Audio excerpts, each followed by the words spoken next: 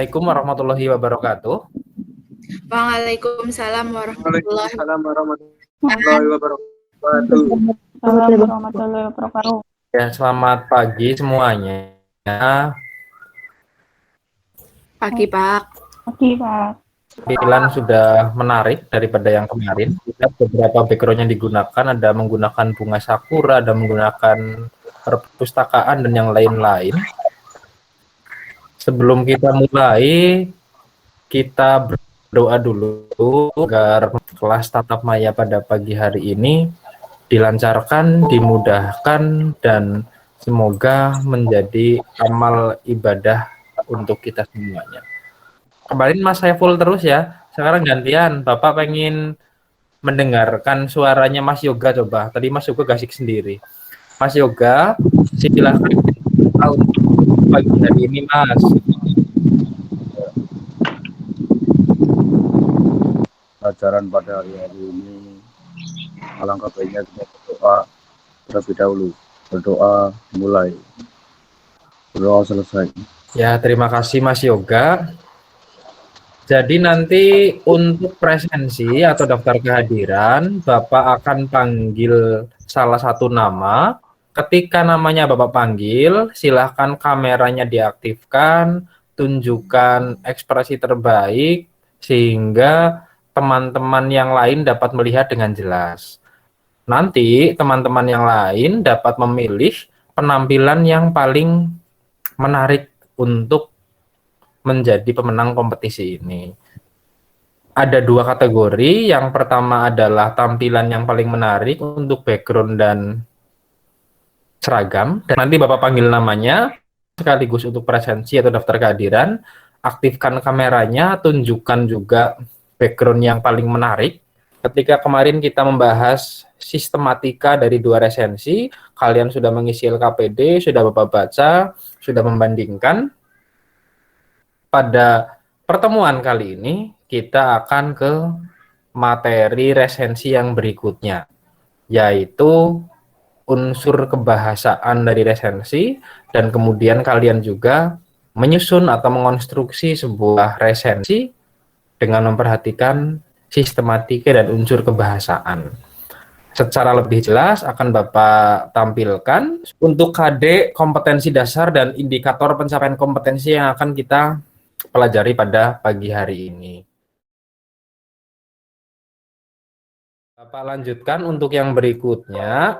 Kemarin kalian sudah mengerjakan LKPD, mengisikan LKPD. Tujuan utamanya untuk membandingkan dua buah resensi dan mencari sistematikanya. Di sini Bapak menuliskan kembali untuk mengingatkan bahwa sistematika yang nanti akan kita gunakan untuk meresensi itu terdiri dari 5 bagian. Saya minta ke Mbak Lucy Ana Safara. Resensi. Ya, terus? 2. Identitas karya yang diresensi. 3. Pendahuluan. Ya. 4. Isi sinopsis, keunggulan dan kelemahan. 5. Penutup. Jadi sistematika resensi kita sepakati saja supaya nanti tidak ada perbedaan dan tidak ada kebingungan. Yang pertama ada judul resensi. Judul resensi adalah tulisan yang kita susun dengan redaksi yang menarik agar pembaca itu tertarik melihat resensi yang kita buat. Jadi judul sebuah resensi itu merepresentasikan, menggambarkan isi yang paling menarik dari buku novel yang kita resensi. Yang kedua, identitas karya yang diresensi. Untuk identitas karya yang diresensi, Bapak rasa tidak sulit untuk kita lakukan karena kemarin pun sudah Bapak berikan contoh-contohnya, bahwa identitas itu dari yang pertama judulnya, penerbitnya, tahun terbitnya, jumlah halaman, sampai yang terakhir ada ISBN. Ada pertanyaan kemarin, bagaimana Pak jika tidak lengkap? Jika tidak lengkap ya tidak usah diisikan, boleh di strip ataupun katakanlah tidak ada ISBN-nya, ya ISBN-nya tidak usah disebutkan pada bagian identitas. Untuk yang ketiga, ada pendahuluan. Pendahuluan di sini pengantar. Jadi ketika kalian menulis sebuah resensi, buatlah sebuah pengantar. Jangan tiba-tiba langsung kalian ke isi dari resensi. Yang keempat, isi. Isi ini meliputi 3 hal. Yang pertama, sinapsis. Yang selanjutnya, keunggulan. Keunggulan itu adalah hal-hal yang menurut kalian menjadi nilai jual. Sedangkan kelemahan. Kelemahan itu dapat kalian ambil dari hal-hal yang biasanya bersifat teknis. Walaupun tidak menutup kemungkinan, juga kalian boleh menuliskan kelemahan dari hal-hal yang bersifat non-teknis. Bapak contohkan untuk keunggulan dan kelemahan yang bersifat teknis misalkan ya. Untuk keunggulan, cover dari buku ini atau sampul dari buku ini menggunakan kertas yang tebal dan glossy atau mengkilap sehingga menarik. Itu untuk keunggulan misalkan. Tetapi kelemahannya juga bisa. Katakanlah jumlah halaman dari buku ini terlalu banyak, tetapi menggunakan kertas yang tipis, sehingga ketika dibaca berulang-ulang kali akan cepat kusut. Yang terakhir penutup. Penutup di sini merupakan bagian di mana kalian membuat sebuah rekomendasi. Untuk sistematika resensi, adakah yang ingin ditanyakan? Mbak Gevira, halo Mbak Gevira. Ya, Pak. Ada yang ditanyakan, Mbak? Belum. Untuk saat ini belum. Belum. Mbak Lucy? Belum, Mbak. Mbak Lucy, belum juga ya. Yang lain silakan jika ada yang ingin bertanya dapat mengangkat tangan. Kita lanjutkan yang berikutnya adalah unsur kebahasaan dari resensi. Kalian cukup fokus pada presentasi yang Bapak sampaikan saja, karena nanti untuk file-file yang Bapak tampilkan semuanya akan Bapak bagikan di LMS dan grup WA. Sudah muncul ya kaidah kebahasaan teks resensi? Sudah, Pak.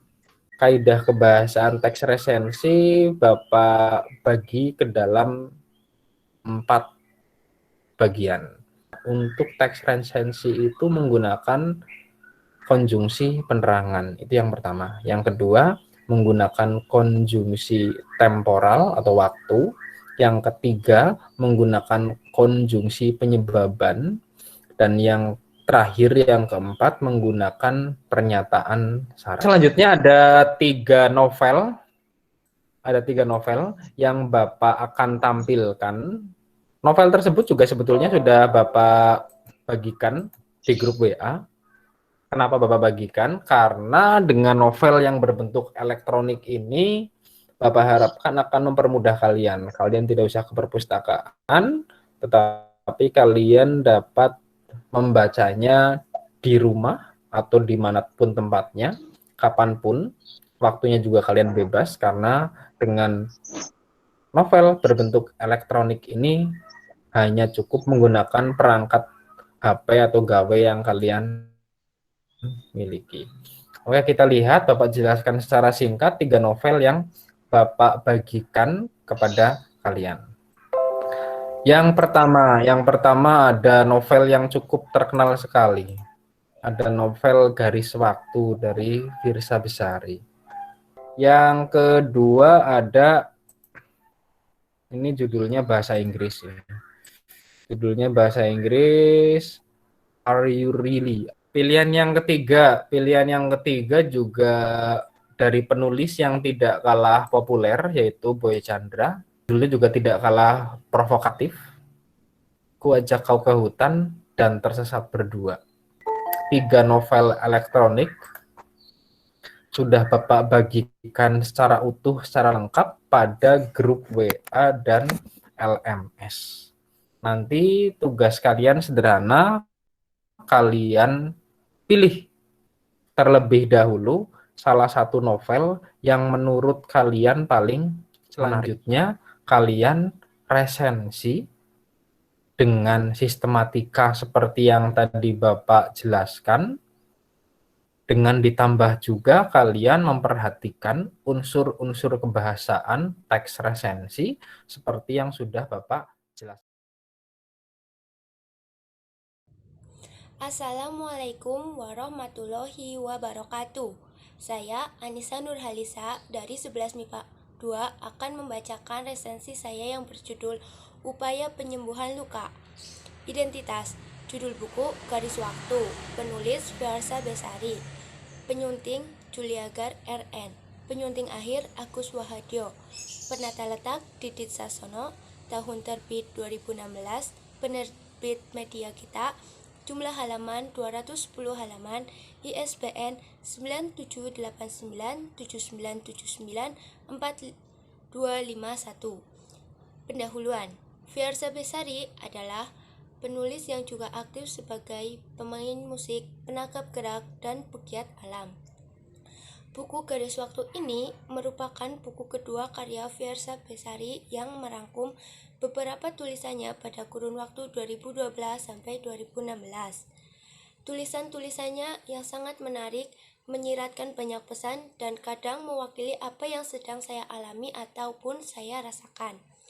Surat di dalamnya yang berisikan segala pertanyaan, kegelisahan, kemarahan, dan perasaan aku pada seorang perempuan yang telah membuatnya jatuh hati sekaligus patah hati.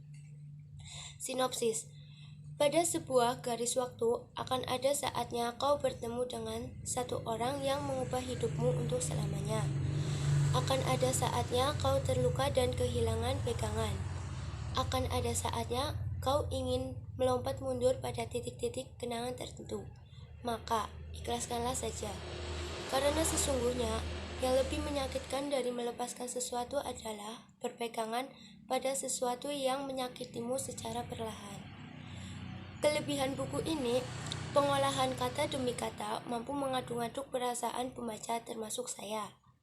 Tulisannya bervariatif, memberi inspirasi dan motivatif, menyentuh segi-segi kehidupan manusia.